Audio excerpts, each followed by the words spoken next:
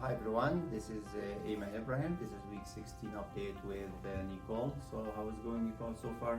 It's going good. I mean, I'm not, making any strides with the weight loss, but I have a lot constantly going on. But I must say, I do still feel confident in this program and the fact that despite all my busy things that's going on in my world, I'm able to incorporate it as much as possible still. Yeah. And I'm not like gaining weight and, out of control. Okay. So did you lose or gain any weight over the last 30 days? I did gain 1 pound, but Okay. I had tons of different things going on and I only gained 1 pound. Yeah, and I think the most challenging part is when you socialize with your friends, Yes. right?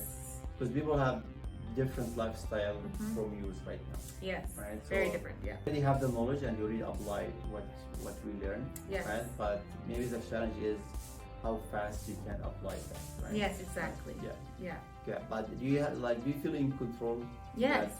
You're, Despite everything, Yeah. I do feel like this really gives you a chance to gain control over your life, realize that if you mess up, or not even mess up, if you just indulge a little bit, you can still get back to where you were, and it's not the end of the world. we still have 4 weeks, Mhm. so I strongly believe you still have a very good chance to lose some more weight, Yes. right? But Oh, as you yeah. mentioned, we are focusing more on understanding the science behind how to Yeah. change our lifestyle, how to implement that.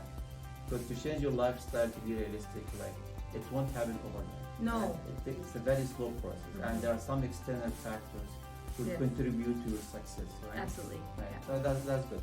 So I look forward to have a follow-up interview next week and see where you will be at. Thanks. Thank you.